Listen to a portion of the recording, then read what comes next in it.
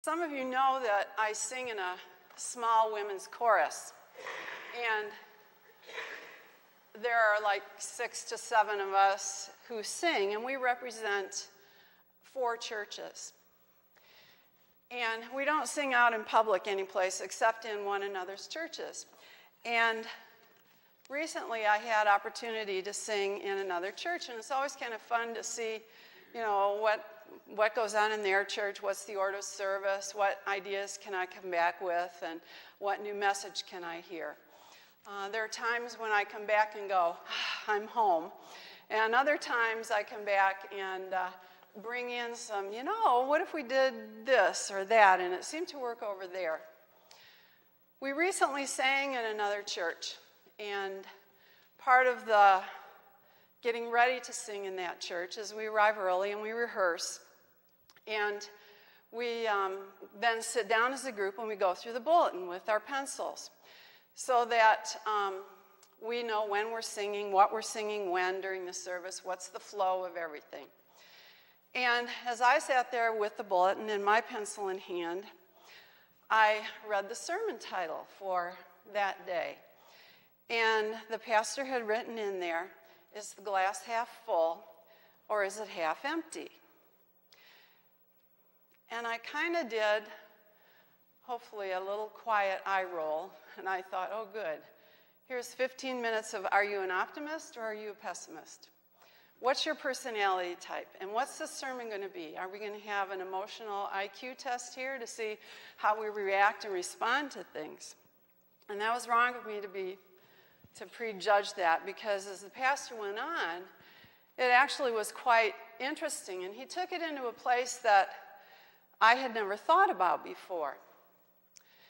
And on that very day, I thought, you know, if I ever have to get up here and do this again, I'm doing that, because that was really good, and then I don't have to do a lot of work to prepare for this. Part of that was right, part of it was wrong. I still have done a lot of work to prepare for today. And in fact, I'm flying without a script today.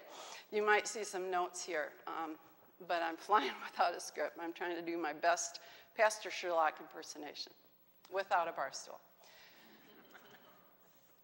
The bottom line for this pastor was he got out a pitcher of water, and he had glasses, and he began filling them and drinking from them and pouring them back into the pitcher and into the other glass. And he talked about how at various times in our life we have a full glass, we have an empty glass, we have a half-full glass. And to get to the point of his sermon title, is the glass half empty or is it half full? He suggested that it is a matter of perspective. It is a matter of history with that glass and the contents of that glass. And that's something I really hadn't thought about before. If you start out with a full glass of water and half of the water is gone, you then would be more inclined to say that the glass is half empty because you'd started with a full glass of water. And conversely, if you started with an empty glass of water and now it was half full of water, you would then have the mindset that this is a half-full glass of water. So I thought it was just a very interesting take, and I'd never heard that before. I mean, in fact, I don't even think he said the words pessimist or optimist in the whole talk that morning. So I put that one in my bank and said, all right, I'm going to do this.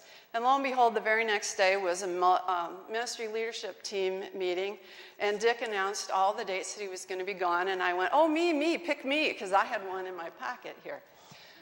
So the more I thought about this, I thought, well, I'm being an elementary teacher, and I like everything to fit together. I mean, it's got to be coordinated.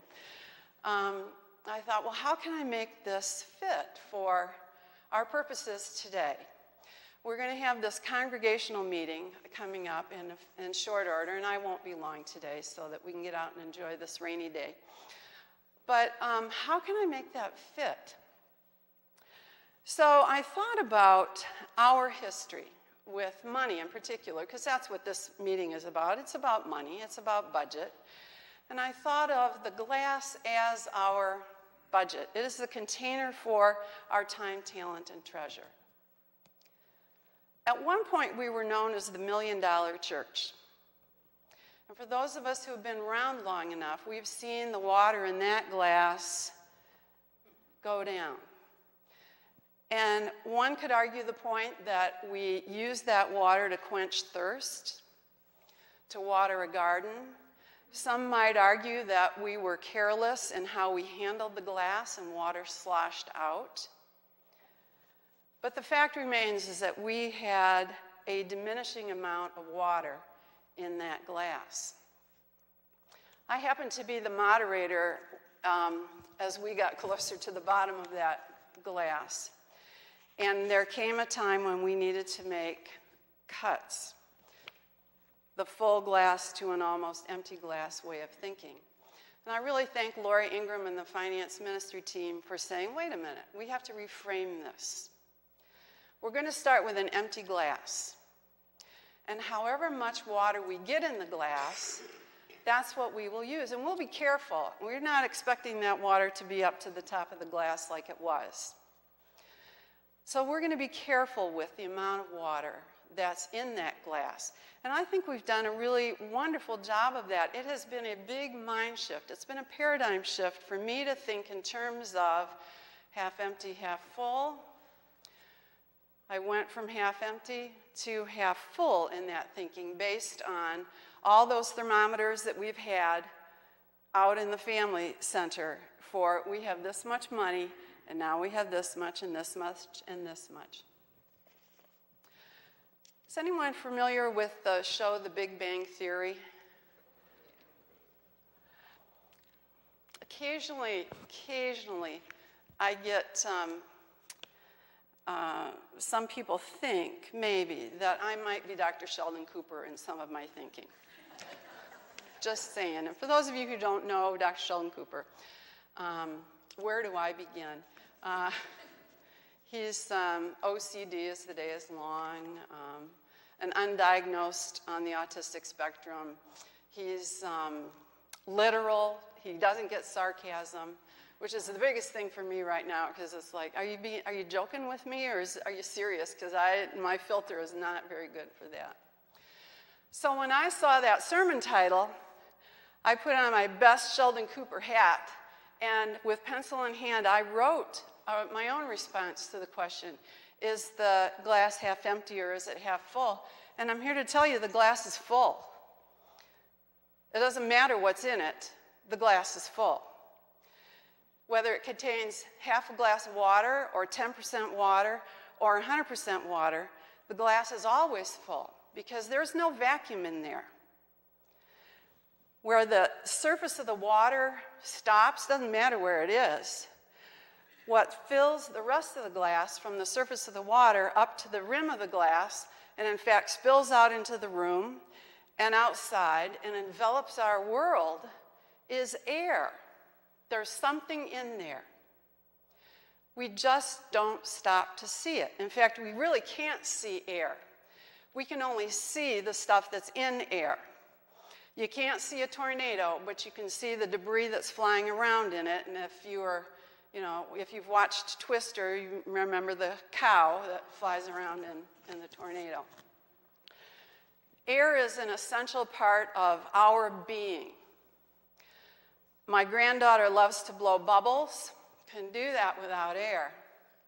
Fly a kite, fly a flag. Somehow, in my heart, I truly believe it's only magic that keeps airplanes up in the sky, but I understand air is a part of that as well. It is essential for life. It is one of those things that in the grand design, however you view our creation and however you view us being here on earth, air is the most important thing because of all the things that we need for life. We can only go a few minutes without air. It's so important that in our constitution, our body, our brain says, I got this. You don't even have to think about this. And I'm going to pronounce this name wrong. Autonomic. Is that right? Okay, good. It's part of the autonomic nervous system. one that controls our internal organs, our breathing, our heart, and other things that I won't get into because we've all probably just eaten breakfast. But it is a critical part to what it is that we need to stay alive. When I taught second grade, I had to teach wants and needs. And the kids would go, well, you know, I need a Nintendo. No, you want a Nintendo. You need air, water, food. You need something to protect you, covering, clothing, because we can't live, you know, out there naked, despite what what is it, one of those shows is Naked and Afraid, or can't do that for long. And we need shelter. We need those 5 things. And of the 3 that we take internally, the water, the air, and the food, you can live without food for a couple of months. And you can live without water for a couple of weeks. But you can't live without air for more than a few minutes and not suffer some severe brain damage going on. So I thought about that, and I thought, all right, so if today I'm going to compare the vessel, the glass, to our budget, and the water to dollars, let's just call it what it is, what's the air in that glass? And I kind of came to the thinking that, particularly after I read the lectionary text for today, and I winnowed it down to just a short portion, and Nikki's the only person who really knows why. It's because I couldn't pronounce half the words in there. It is from Galatians chapter 5, verses 22 and 23 alone. By contrast, the fruit of the Spirit is love, joy, peace, patience, kindness, generosity, faithfulness, gentleness, and self-control. There is no law against such things. As I further had to come up with a name for this talk today, I decided that I would call it the unseen portion. It's a portion that we take for granted. We can't physically see it. Although it's vital to us, we're all doing it right now. We're breathing in that air. We can't see it. It is unseen. So I further thought about that whole concept of unseenness. And just like Shannon Googled, I Googled too, and came up with something from the book of John in the 1st chapter, verse 18. And I'm going to paraphrase parts of this. No one has ever seen God. The only Son, and they're referring to Jesus, is the one who has shown us what God is like. And if you think about it, we come here, for some of us, almost every Sunday. And we come to be together, and we come to worship this unseen entity. I've never seen God. I've never seen the air. I've seen stuff in the air. And I've seen stuff that God motivates us to do through the Holy Spirit. Love, joy, peace, patience, kindness, generosity, faithfulness, gentleness, and self-control. There is no law against such things. At one point I've had a variety of jobs in my life, and I was contemplating leaving this particular job. And I was enjoying adult soda with my boss, and she knew it. She knew that I was almost on the way out. And Kathy had, I'm going to try and do this without spilling, Kathy had a beverage in her hand. And as we sat around the pool, and she, in a much smaller glass, she really didn't drink this much. Thought maybe someone in the back might appreciate this. As Kathy sat there, and we talked about, leavings and things like that, she said to me, Gretchen, and she put her finger in her drink, and she said, this is you at work. And she took her finger out, and she said, this is you not at work. Do you see a hole in there? And I said, well, no, and by the way, I quit, but anyway. So I thought about that this morning as I'm thinking about water. there certainly was a hole when she took her finger out.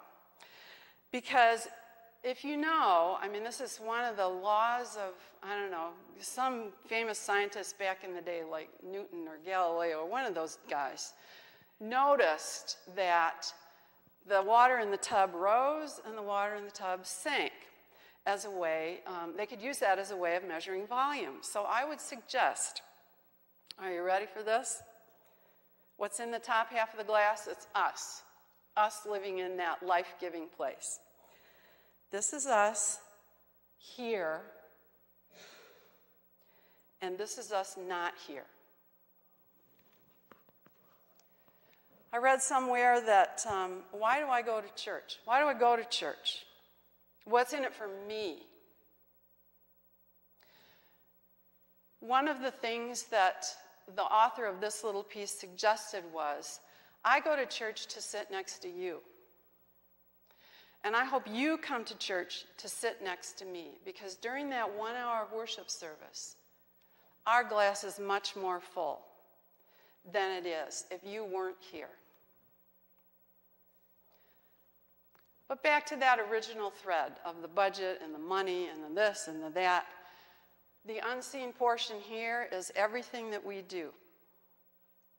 It's the lawn getting mowed. It's Thursday prep time. It's Nancy practicing at home for our Sundays. It's Lori and I and Jackie and I working on the bulletin, on the Facebook page. I'm going to leave people out. It's Tom Laird looking for a new computer for church. It's Jill working on the New Beginnings bulletin board. It's everything. I'm leaving people out, and that's the trouble when you start naming things off, but they're the ones that come to mind. It's all the unseen things that we do here is what keeps the water as high as it does. And so now I'm thinking that if we have a half-full glass of water, what a gift that is. Because there's room in that container for us. If we just had money that filled that entire container, we wouldn't need us. We'd pay people to do these things. We'd have a lawn service. We'd have a full-time secretary. We'd employ a musician. We'd employ a custodian. By the way, the church, thank you for cleaning it. So what a blessing this half-full glass of water is to us, that we are able to be here together to support one another as we worship the unseen. And later on today, as we look at the budget, let's find our place in there as well. Amen.